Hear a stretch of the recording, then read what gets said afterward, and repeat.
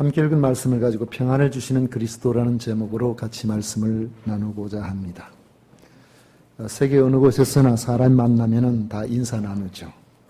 어떤 곳에는 그 관습에 따라서 사람을 난감하게 만드는 그런 인사법도 있다고 합니다.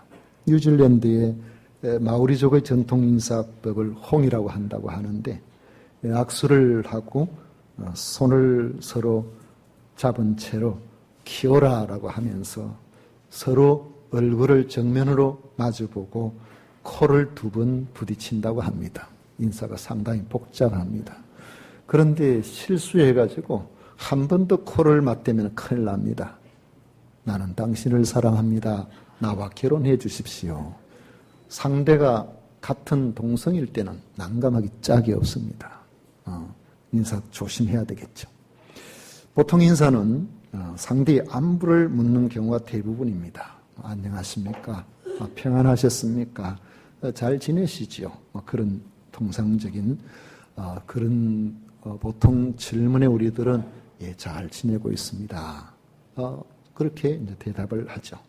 주님께서 만약에 우리에게 어떻게 지내느냐고 물으신다면 우리가 뭐라고 대답을 드릴 수 있을지, 주님께서 우리에게 물으실 때 과연 나는 잘 지내고 있습니다라고 그렇게 말씀을 드릴 수가 있을는지 우리 자신을 한번 생각해 봅니다. 선지자 이사야 같은 경우에 당시 백성들의 상황은 그렇게 평안하지를 못했습니다. 이사야 1장 5절 6절에 보면 온 머리는 병들었고 온 마음은 피곤하였으며 발바닥에서 머리까지 성한 곳이 없이 상한 것과 터진 것과 새로 맞은 흔적뿐이거늘 했습니다. 그것을 짜며 사매며 기름으로 부드럽게 함을 받지 못하였도다. 이렇게 고통스럽고 어려운데 아무도 치료를 받지 못하는 그런 상황이라고 말하고 있습니다. 오늘 말씀에 보면 중한 병으로 오랫동안 고통을 당하던 여인이 예수님을 만나 건강을 회복하게 된 이야기가 나옵니다. 25절에 그렇죠. 12해를 헬루증으로 앓아온 한 여자가 있어 많은 의사에게 많은 괴로움을 받았고 가진 것도 다 허비하였으되 아무 효험이 없고 도리어 더 중하여졌던 차에라고 말씀하고 있습니다. 12해를 헬루증으로 앓는 한 여인이 있었는데 그 헬루증은 일종의 만성 하혈증입니다. 하혈로 인한 빈혈은 사람을 하여금 늘 혈육 부족을 앓게 만들어서 혼자서 제대로 서 있지도 못하도록 그런 빈혈을 동원하게 만들고 삶을 무기력하게 그렇게 했을 겁니다. 12해를 병중에 있었다는 것은 그 병을 낫기 위해서 온갖 수고를 다했지만은 이것도 해봐도 안 되고 저것도 해봐도 안 되니까 이제는 낫기를 기대하기가 어려운 만성질환의 거의 자포자기 상태로 살고 있었다는 뜻입니다. 사람들이 갖는 여타의 희망, 낫기를 원하는 정상적으로 남들처럼 힘차게 살 그런 희망이 점점 더 사라져가고 있는 그런 상황이었다는 것입니다. 그런데 이런 질병은 병을 갖고 있는 단 한 사람의 고통으로 끝나지 않습니다. 그 가족 모두가 힘든 거죠. 경제적인 어려움을 가중시킵니다.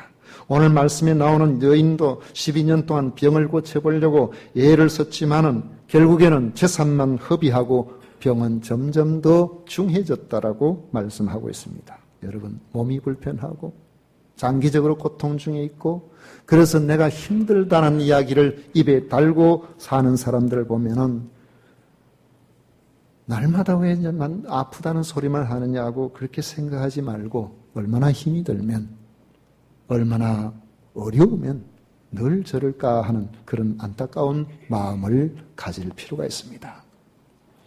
그런데 몸이 갑자기 아프면은 이게 뭐 때문에 그런가 해서 그 원인을 찾아보려고 병원에 가고 진단을 하고 이렇게 애를 쓰지만은 통증이 전혀 없다가 어느 날 중하게 몸이 아플 때 이때가 참 치료가 어려워져요.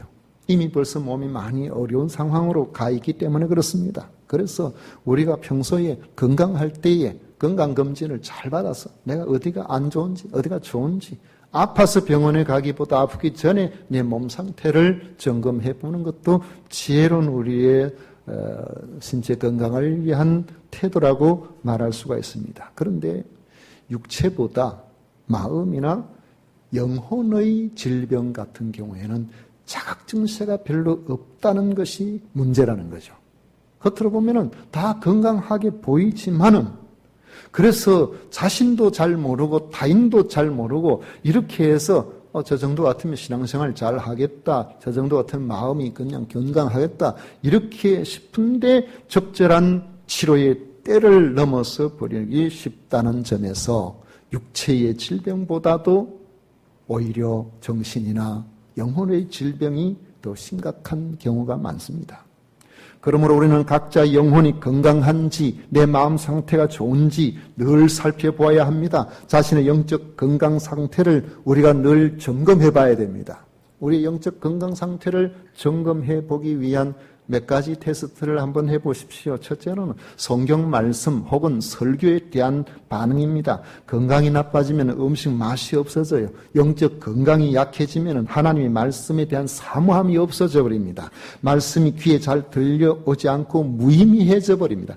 똑같은 음식인데도 영적 건강에 문제가 생겨버리면 마치 우리의 육체가 그 음식의 맛을 잃어버리는 것처럼, 옛날 어른들이 내가 몸이 아프니까 요즘은 밥, 알이, 모래알 같다 이런 이야기를 하실 때가 있는데, 제가 그 이야기를 과거에 한번 절절하게 느낀 적이 있었습니다.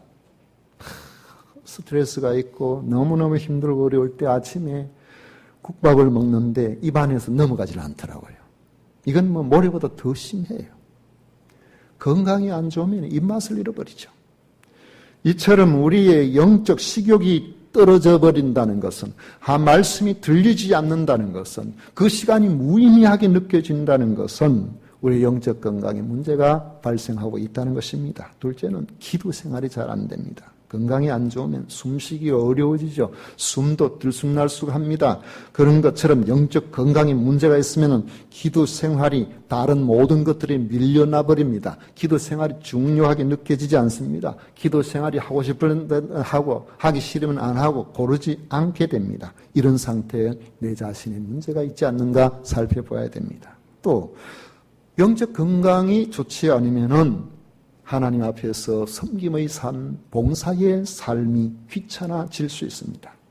이는 영적 건강이 나빠진, 마치 우리가 일상적인 몸에서도 몸이 안 좋으면 운동 능력이 떨어지는 것과 마찬가지입니다. 사람의 수명이 우리의 걸음걸이의 속도와 많이 관계가 된다고 이야기합니다. 여러분, 천천히 걷는 거 별로 안 좋아요. 가급적이면 좀 빨리 걸으려고 그렇게 애를 써야 된다는 것이죠. 그런 것처럼 우리가 운동 능력이 약해지면은 우리 건강이 별로 좋지 않는데, 마찬가지로 신앙생활에서 섬김과 봉사와 모이는 일이 자꾸 귀찮아지기 시작하면은 우리 영적 건강에 적신호가 왔다고 그렇게 생각을 해야 됩니다. 그리고 한 가지를 우리가 더 생각해 보면은 언어 생활이 문제가 발생합니다. 병원에 가보면 의사가 제일 먼저 뭐 합니까? 입 벌리고 해보세요 그러죠. 해보라는 건 혀를 보고, 그리고 목구멍 안을 들여다보고 그렇게 하죠. 혀를 보면은 건강 상태가 어떤지 어느 정도 짐작할 수가 있습니다. 우리의 입이 감사와 찬양으로 넘쳐나고 가급적이면 사람들 만날 때마다 예수님에 대한 이야기를 하고 싶어하고 사람들을 친절하게 대해주고 이렇게 하는 입이라면은 우리가 그래도 건강하다는 한 증거가 됩니다. 그런데 만나면은 잡담하고 가치 없는 이야기하고 불평하고 사람들을 불친절하게 대하고 원망하고 다른 사람의 허물을 늘 이야기의 소재로 담고 그렇게 하다면은 우리 영적 건강에 문제가 있다는 것을 우리 스스로 인지해야 하는 겁니다. 육신이 건강해야 하는 것처럼 영혼도 건강해야 합니다. 두 가지는 서로 연결되는 경우가 많고, 특히 영혼 건강이 육신의 건강을 견인하는 경우가 많기 때문에 여러분들의 영혼 건강에 특히 유의해야 한다는 것입니다. 영혼이 만성 질병에 걸리지 않도록 주님을 찾아 나서야 됩니다. 그래야 우리에게 살 길이 열리고 하나님께서 기뻐하시는 우리의 넉넉한 삶이 되는 것입니다. 만성질환은 그 자체로 우리를 의기소침하게 만듭니다. 낙심시켜버립니다. 의욕이 없도록 그렇게 해버립니다. 12해를 헬루증으로 알아온 한 여인도 병을 치료받기 위해서 온갖 노력을 다해보았습니다. 아마도 이 여인은 용하다는 의사는 어디든지 찾아갔을 겁니다. 좋은 약이라는 것은 다 먹어봤을 겁니다. 결론은 안 되더라는 거죠.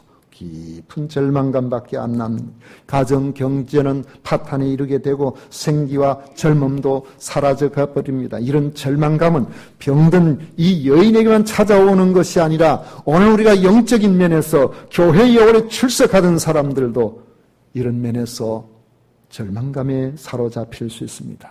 바울 사도도 이런 절망감에 사로잡힌 적이 있다고 고백합니다. 고린도후서 1장 8절 이하에 보면 형제들아 우리가 아시아에서 당한 환난을 너희가 모르기를 원하지 아니하노니 힘에 겹도록 심한 고난을 당하여 살 소망까지 끊어지고 우리는 우리 자신이 사형 선고를 받은 줄 알았다 했습니다.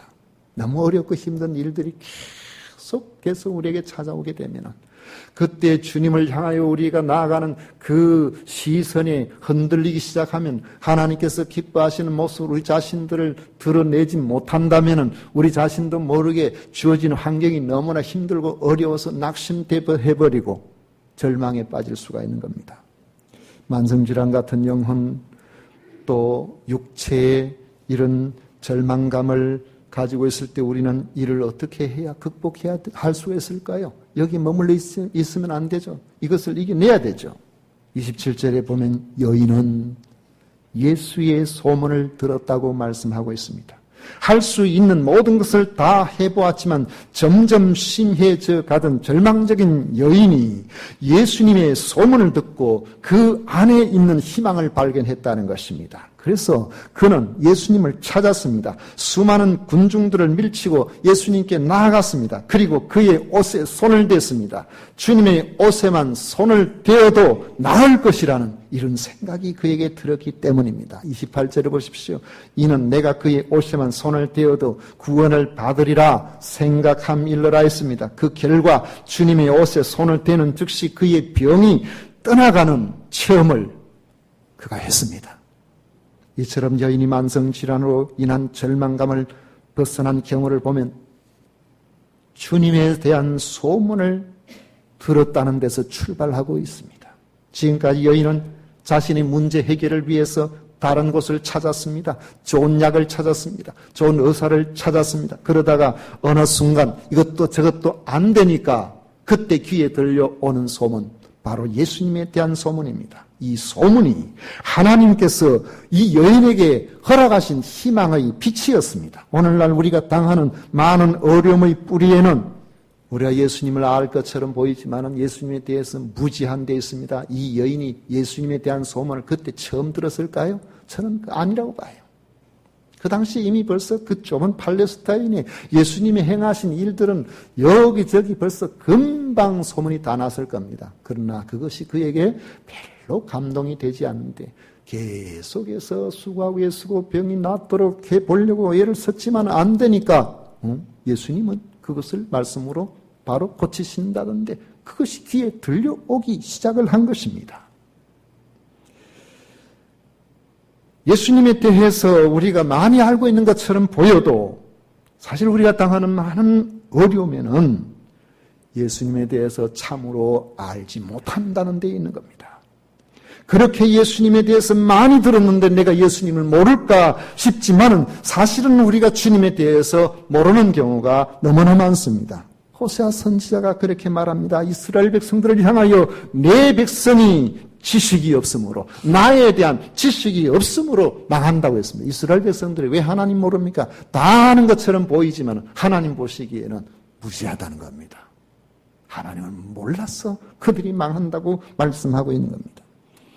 하나님에 대한 지식은 주님이 행하시는 사건이 어떤가 그 내용을 논리적으로 파악하는 데 있는 게 아닙니다. 믿음은 성경의 지식이 사실일 수 있겠다는 긍정적인 생각을 가지고 바라보는 데 있는 것도 아닙니다. 분명한 지식과 믿음은 감정이나 느낌이 아니라 하나님의 말씀에 대해서 내가 어떻게 해야 될 것인가 진지하게 찾아오는 반응입니다. 주님의 행적을 들은 여인은 그 자신이 어느 곳에서도 받지 못했지만은 주님께서 자기 개인과의 관계에서 기적을 주실 것에 대한 믿음을 갖게 했고 그 믿음을 가지고 군중들을 해치고 주님께 나아갔습니다. 여러분, 이 여인이 주님께 나아가서 그 겉옷을 만졌다는 것은 보통 일이 아닙니다. 왜냐하면 사람은 몸에 힘이 빠지면 사람들이 많은데 가기가 귀찮아요. 불안해요. 가만히 서 있어도 어지러지러한데 주님 가신 데는 수많은 군중들이 몰려다니는데 거기에 어디 부대껴서 살아남겠습니까? 도저히 들어갈 수가 없는 그런 상황이죠. 그곳에서 멀리 떨어지고 싶은 마음이 아마도 자연스럽게 날 겁니다. 그렇지만은 이 여인은 그런 상황에서 주님을 만나야 되고 주님을 만나면은 겉옷만 만져도 손만 대어도 나을 것이라는 이런 믿음이 있으니까 생사 결단하고 주님을 만나야 되겠다. 그 힘이 없지만은 그 빈혈로 쓰러질 것 같지만은 군중들 사이를 헤집고 예수님께로 향하여서 나갔던 것입니다. 이는 강력한 주님을 향한 소망이 그 행동을 가져오게 한 것이죠. 그래서 예수님께로 가까이 갈 수가 있었고 결국 예수님의 옷에 손을 댔는데 그곳에 많은 사람들이 있었지만 주님과 이야기하고 가고 주님 가는 길을 주변에서 옹이해서 따르고 가고 그렇게 했지만은 이런 믿음을 가지고 주님의 옷자락에 손을 댄 여인은 이 사람밖에 없었습니다. 그만큼 갈급했던 것이죠. 그리고 이런 마음을 가지고 주님께 찾아온 이 여인을 주님께서는 고쳐주신 겁니다. 오늘 우리는 교회에 다니면서 예수님에 대해서 수없이 많은 이야기를 듣습니다. 그리고 많은 사람들이 함께 더불어서 예배를 드리고 서로 섞여 살아가고 있습니다. 그들은 주님이 하신 일을 신기해하고 주님이 하신 일을 이야기거리로 삼고 그렇게 합니다. 그러면서 막상 자신의 문제를 가지고 예수님께 나아가지는 못하는 경우가 많습니다. 예수님이 자신과 직접 관계가 있다는 믿음이 부족하기 때문인 것입니다. 우리는 주님에 대한 지적 인식의 차원을 넘어서서 주님께서 나에게 개인적으로 관심을 가지고 계신다는 사실을 믿고 주님께 나아가야 합니다. 그때 우리 예수님께서 나의 주님이 되어주시는 겁니다. 여인이 주님의 옷에 손을 댔을 때에 즉시 자기 병이 나았다는 사실을 알 수 있었습니다. 그런데 그 사실을 아는 분이 또 계셨어요. 바로 예수님입니다. 여인의 만성 질환은 주님이 만나 주시는 하나의 매개였던 겁니다. 주님이 돌아보시면서 누가 내 옷에 손을 떼었느냐 그렇게 물으셨어요. 여인이 두려워서 떨며 주님 앞에 엎드려서 그 모든 사실을 말씀을 드렸습니다. 그러자 주님은 그 여인에게 말씀하셨습니다. 딸아, 내 믿음이 너를 구원하였으니 평안히 가라. 내 병에서 놓여 건강할지어다. 여러분들에게도 주님께서 허락하시는 평안이 함께 하시기를 축원합니다. 우리가 여기서 알 수 있는 것들이 있습니다. 바로 하나는 주님의 은혜는 철저히 개인적으로 받아야 된다는 거예요. 온 교회가 은혜 받는 것 좋습니다. 그러나 온 교회가 은혜를 받으니까 나도 은혜를 받는다. 여러분 아니에요. 온 교회가 은혜를 받아도 내가 은혜를 받지 못할 수가 있습니다. 여인이 주님의 소문을 듣고 찾아온 것도 주님의 옷에 손을 대는 것도 철저하게 개인적이었다는 거죠. 그리고 여인에게 찾아온 치유의 은혜도 개인적이었습니다. 옆에 제자들도 몰랐습니다. 주님께서 가던 걸음을 멈추시고 누가 내 옷에 손을 떼었느냐 그렇게 물으실 때 제자들이 불평했어요. 와, 이렇게 사람 많은데 옷에 손 좀 대일 수도 있지. 뭐 우리 주님 그렇게 까칠하시게 그걸 가지고 이야기하시는가? 말씀해 보면 제자들이 여짜오되 무리가 에워싸 미는 것을 보시며 누가 내게 손을 떼었느냐 물으시나이까. 여러분, 구원의 은혜는 지극히 개인적입니다.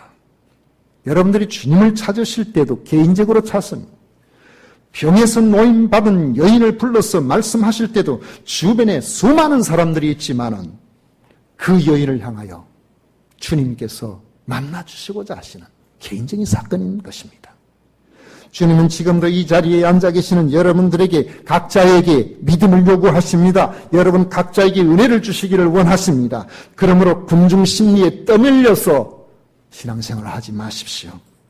여러분 각자의 믿음을 점검하고 여러분 자신의 믿음을 행동으로 옮기고 여러분 자신의 마음을 주님께로 들으시기를 바랍니다. 그리하면 따라 내 믿음이 너를 구원하였으니 평안히 가라. 주님께서 평안을 주시는 그리스도로 여러분들을 만나 주실 것입니다. 또 한 가지는 개인적으로 만난 주님에 대한 체험을 나 혼자만 가지고 있지 말고 사람들에게 드러내야 한다는 점입니다. 왜 주님께서 자기에게 손댄 여인을 찾으시고 부르셨을까요? 자기에게서 능력이 나간 것을 아셨지만은 주님께서 그냥 그 길을 가신다고 하더라도 이 여인이 고침을 받은 것은 똑같습니다. 그러면은 이 여인이 알아서 고침을 받고 가면 그만이고 주님이 가시던 길을 그대로 가시면 될 것입니다. 주님이 아무런 생각을 그 여인에게 하지 않고 모른 채 하시고 그냥 가신다고 해도 뭐 별 문제가 없을 것 같습니다만 분명한 것은 이 여인이 주님께서 그를 고쳐주신 사실이 그의 개인 체험으로 끝나버렸을 겁니다. 아마 그렇게 되었으면.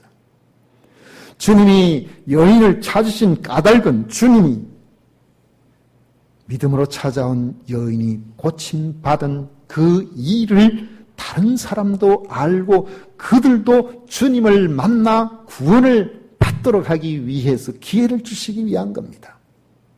주님이 그 여인에게 돌이켜서서 이렇게 말씀하셨기 때문에 그 여인을 만나 주셨기 때문에 그 둘레에 있던 제자들과 주변의 사람들이 그 사건을 알게 되었고 그래서 이 사건이 기록으로 남겨져서 오늘 우리들도 알게 되어진 것입니다.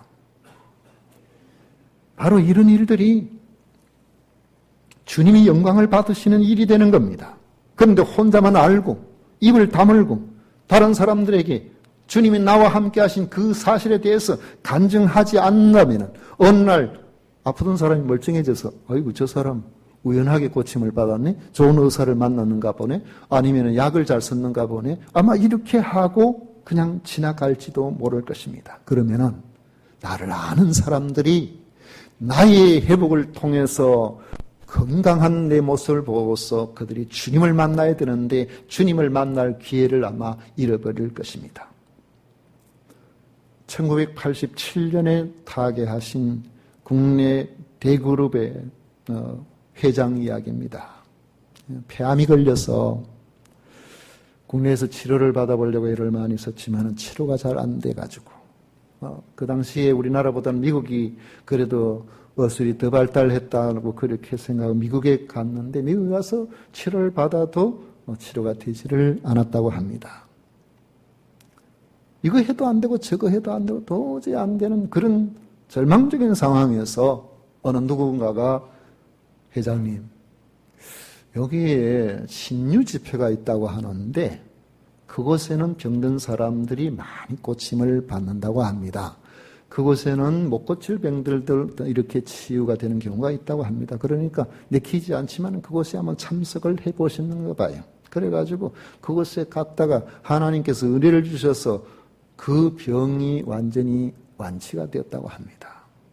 그리고 완치가 됐는데 이분이 이제 건강을 회복해가지고 국내로 들어왔는데 아프다는 이야기를 알고 있는 사람들, 기자들이 그 회장님에게 어떻게 고침을 받으셨습니까? 라고 그렇게 질문하니까 아마 이분이 자기의 행위가 좀 부끄럽게 생각됐는지 미국에서 병원의 치료를 잘 받고 그래가지고 치료가 되었다.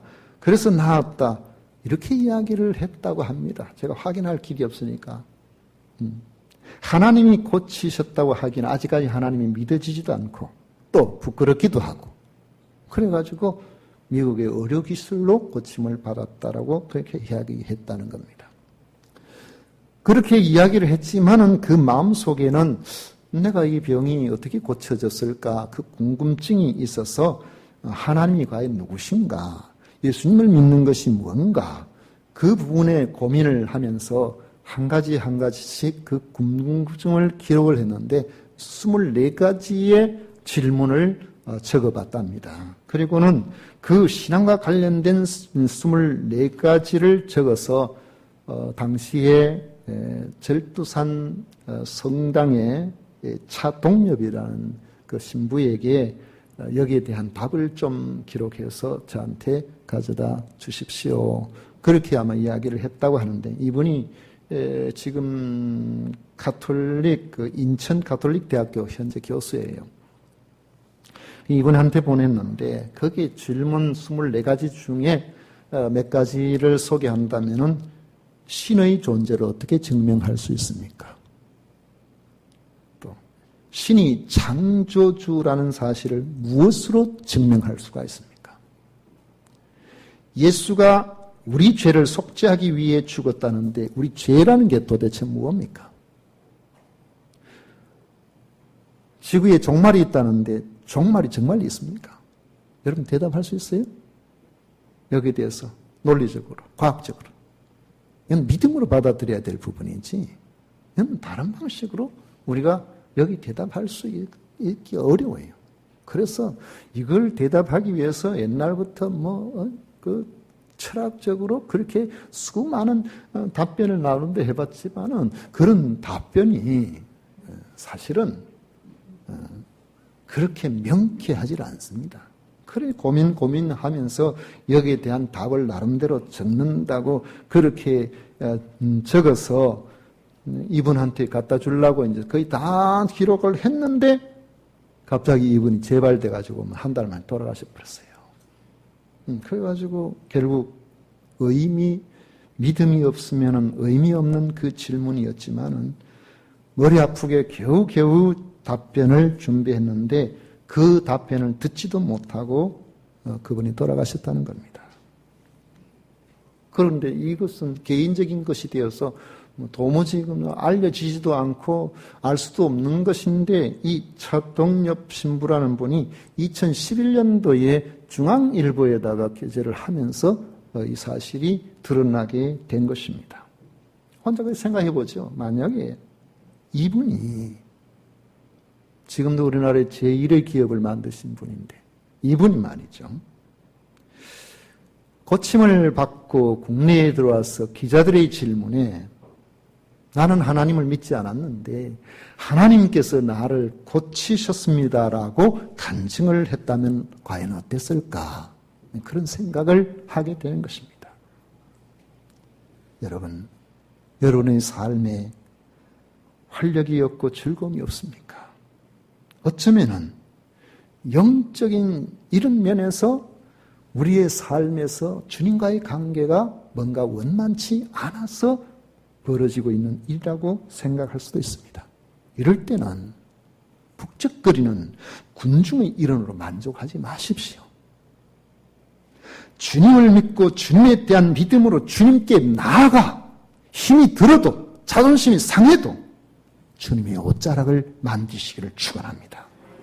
이 사건은 단순히 병이 낫는 문제를 넘어서서 주님과 깊은 인격적인 관계로 여인을 인도하고 있다는 사실을 알 수가 있습니다. 어떤 사건, 어떠한 일들 그 자체로 우리는 그냥 보지만은 하나님과 우리 사이의 관계에서 우리가 관련된 일들이라면은 하나님께서 우리를 부르시고자 하는, 하나님께서 우리를 사랑하신다고 하는, 하나님께서 우리와 관계해서 우리로 하여금 개인적으로 찾아오시는 하나의 신호라는 사실을 여러분들이 기억하셔야 됩니다.